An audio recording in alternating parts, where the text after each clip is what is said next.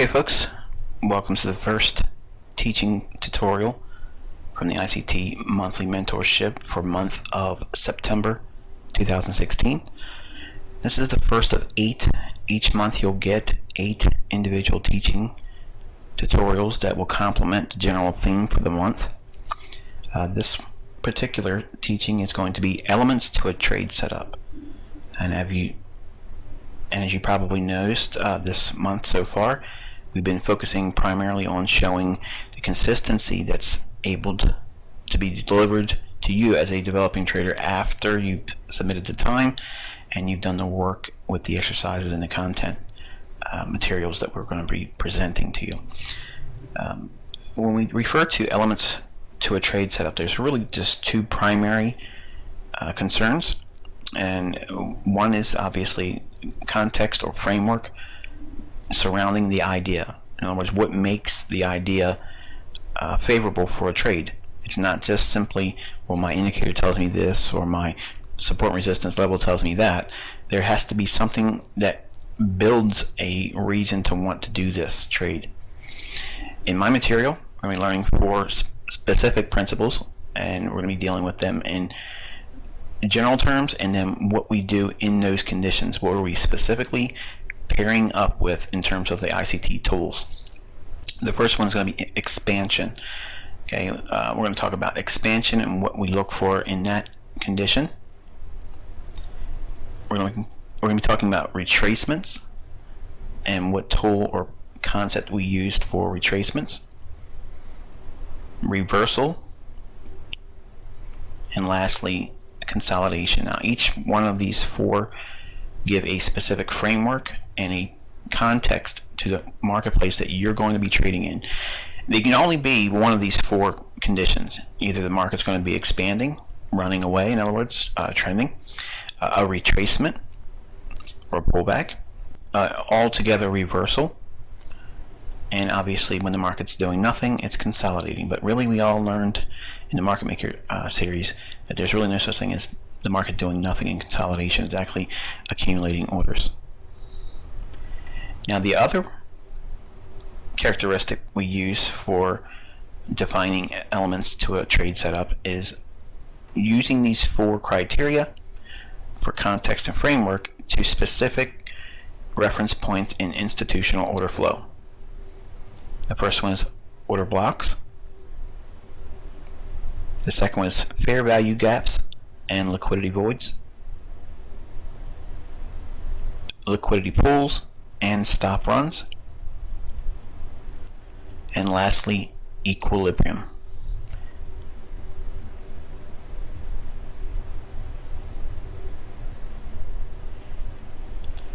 Now understanding those 2 characteristics together will give you a greater understanding of market efficiency paradigm, how the smart money interprets price, and how they influence the general populace or the speculative uninformed money.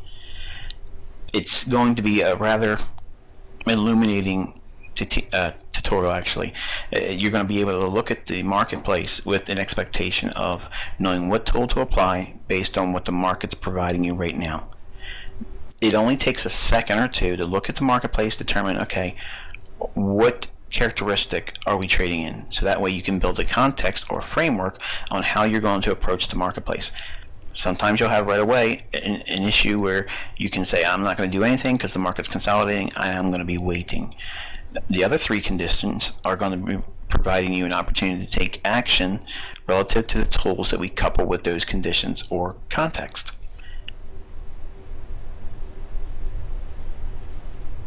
Now the interbank price delivery algorithm, or what I always refer to as the algo or interbank algo, is the actual basically artificial intelligence. It's a price engine that when we receive our price for our currencies, it's actually 90% done by electronic algorithms.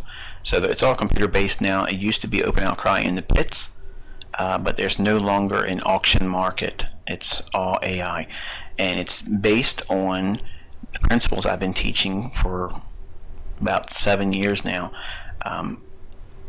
you're not going to learn these things because, number one, no one's going to believe that it exists. There is this movement away from human involvement with market making. It's become much more efficient to be electronically based, and these things are programmed by human beings, obviously, and those intelligence are limited. So while that is probably unsettling for some of you that are listening to this thinking, well, I thought I had a free market I was trading in, it's actually not. It's highly manipulated, especially in the foreign exchange, which is what we're primarily dealing with here, because of the nature of it being so manipulated.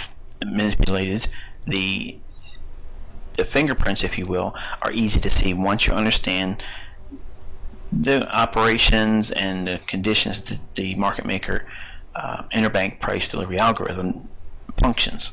So when the market does what it's doing, it gives you indications, it gives you fingerprints or clues as to what you should be expecting next. And that's where your anticipatory skills are going to be coming in. You're not going to know these things right away the first time watching this video. It may go over your head. But for some of you that have already went through the prerequisites, I believe, that are in my free tutorial section on my website, if you haven't gone through the Sniper series, Precision Trading Concepts, and the Market Maker series yet, you're going to need those. Okay, so don't be discouraged if you hear some terms in here that go over your head, because they're all taught in those 3 tutorial series for free. It's a lot of material over there, so dig into not only the stuff you're getting in this curriculum with the mentorship, but fill in the space when I'm not giving you content with the free tutorials. Those 3 tutorials, and again I'll say what they are. They are Market Maker series, Precision Trading Concepts, and the Sniper series.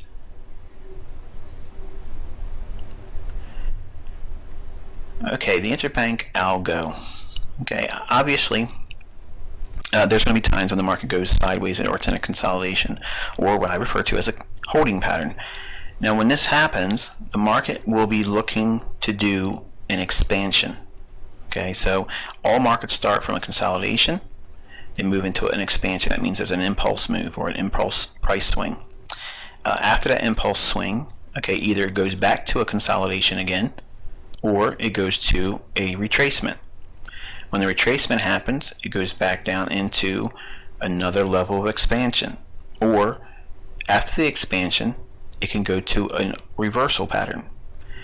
After the reversal pattern, it'll see another retracement, then back to potentially a consolidation. These 4 conditions, they interchange throughout the ups and downs and ebbs and flow of the marketplace. You're only going to get one of these 4 conditions. Now you're probably saying, okay, well that's a lot. I need to know one of these things to make a trade. No, you just need to know where it's at right now, where it's likely to go, and where it came from. And over the course of the month of September, you're going to get a lot of understanding about how to know where the market's going to go next. And that's going to fill in a lot of the gaps that you've had with Teach Me Directional Bias ICT. The main thing is the consolidation begins with everything. All the moves that take place in the marketplace start from a measure of consolidation, because that's where the markets are building orders. So the market maker keeps the market in a tight range or a defined range until there's enough money on both sides of the upper and lower end of the range that's being defined by the consolidation. Whichever one has the highest amount of money to be absorbed, that's the direction it's going to move in.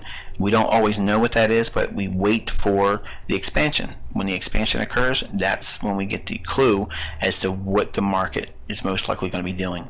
And then we wait for either a retracement or another consolidation or a reversal. But we always wait for the first expansion. That gives us all the insight that we need to make a decision. Now, sometimes it may expand so far that we can't do anything with it. We have to wait for the retracement or the next consolidation. There's nothing wrong with that. It's all normal. You're not going to catch every move. The main thing is just understanding these 4 individual characteristics to a trade setup, because price is delivered by one of these 4 conditions. It can't be any other way. Now, what is expansion? Now, expansion is when price moves quickly from a level of equilibrium. Now, expansion couples directly with the tool of an order block. Now, what's the importance of knowing expansion? Well, when price leaves a level quickly, this indicates a willingness on the part of the market makers to reveal their intended repricing model. Now, what does that mean? Well, if we're in a consolidation, okay, or a point of equilibrium, if price were to move up quickly, that would give us an indication of looking for a bullish order block. We don't want to chase price. We're going to wait for price to come back down into the order block. Where is that going to occur? Well, what do we look for in price? The order block that the market makers leave near or at the equilibrium price point. So I know what you're thinking. Okay, Michael, this is already going over my head. Give me some examples. No problem. I'm going to show you that right now. As you see here, there's a consolidation in the blue shaded area. Very clear defined consolidation. It's got a clear discernible high and low, and the equilibrium price point is directly in the middle of the high and the low end of that range. You can simply take the Fibonacci tool that you have in all your platforms, lay the fib from the high and the low in the general consolidation, find that midpoint, and you can check yourself also by looking at how many times the market touches up against it from below and from above it going down into, in other words, how many times it's touching and hanging around that level. Eventually, the market will move outside of the consolidation. You can see that impulse move in that tan shaded box. It moves away from the equilibrium price point, and then all we have to do is go back to the down candle right before that up move. That down candle or black candle I'm drawing a small little segment off of, that's the bullish order block. When the price comes back down into that and hits it, that's where we would be buying. And then obviously you can see it hits that level and expands to the upside over 100 pips just by using that simple principle. It repeats itself all the time. It's in price action all the time. And if you study just to the left of the consolidation we have shaded in blue, there's actually a consolidation in the sell side where the market broke down and came right back to the equilibrium price point again and then sold off. I'll leave that for your study now, but we're going to move over to the next characteristic of a trade setup. The next one is a retracement. Now, what is a retracement?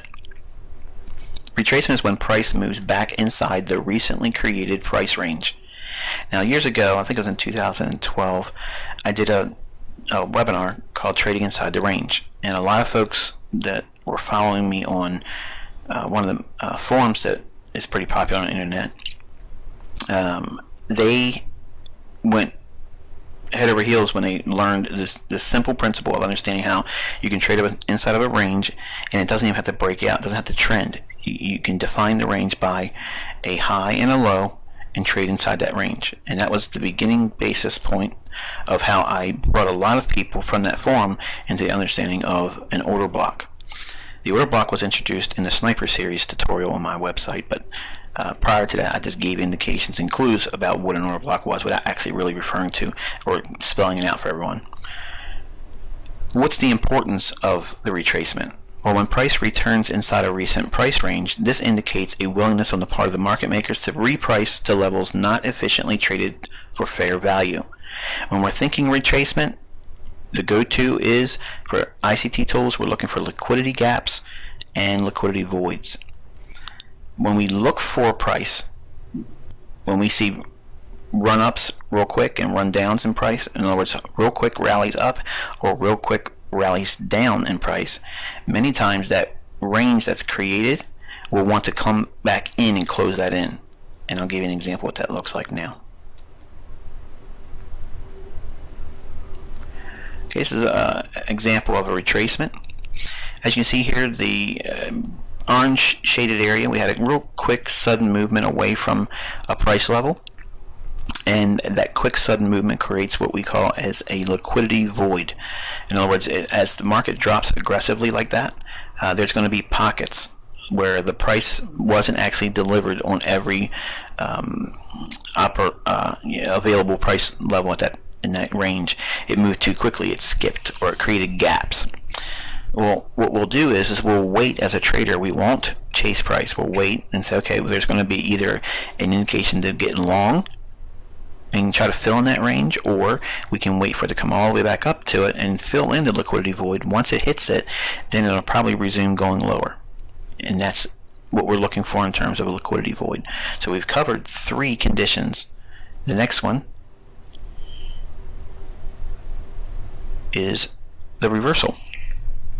The reversal is when price moves the opposite direction the current direction has taken in. So if we are looking for reversals, we're directly coupling that with an ICT tool of liquidity pools. Now, what's the importance of it? When the price reverses direction, it indicates the market makers have ran a level of stops and a significant move should unfold in the new direction. What do we look for in price? The liquidity pools just above an old high and just below an old low. Okay, and we're looking at examples of reversals here. Every X indicates where stops would be, and the market goes just above those levels and then rejects and goes the other way, or it goes just below those levels where there's an X and rejects and goes the other way. Look how many times there's so many opportunities just on this one chart, and it's on a pair I don't really like to trade, the US versus the Swissy. This pair is real choppy. It tends to have a lot of this type of price action, so it has a characteristic that is very favorable if you're into type of trading like this. Turtle soups and false breaks are really good in the Swissy.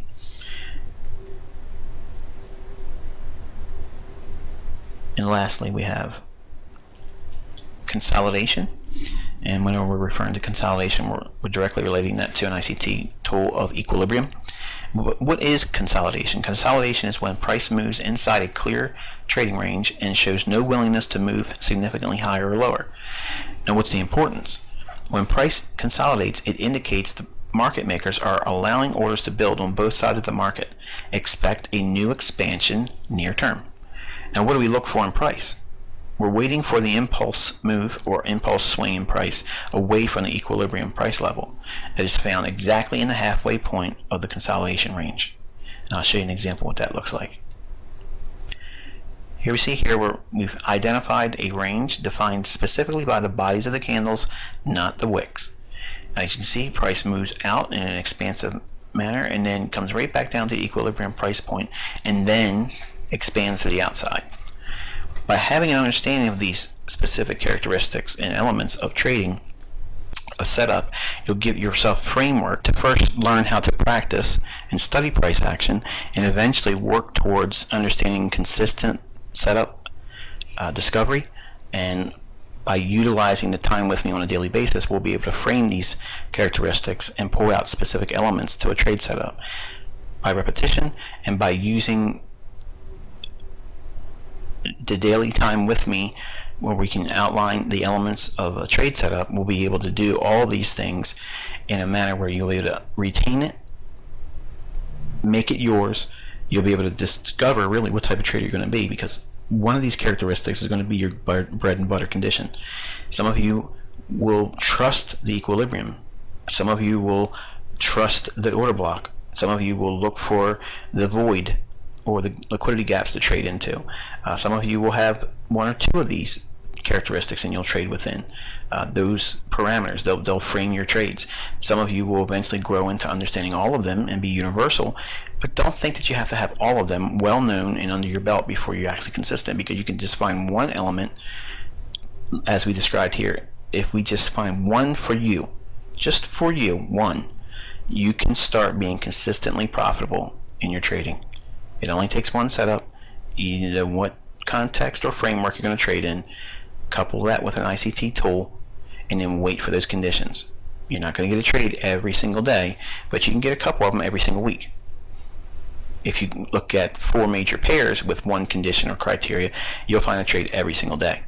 But that's not what you're trying to do right now. You're going to grow into that over time. But for now, just go through your charts and try to look at all the examples that's already happened in the left side of your chart and outline them individually based on the characteristics and elements that we've identified here in this teaching. Until next time, I wish you good luck and good trading.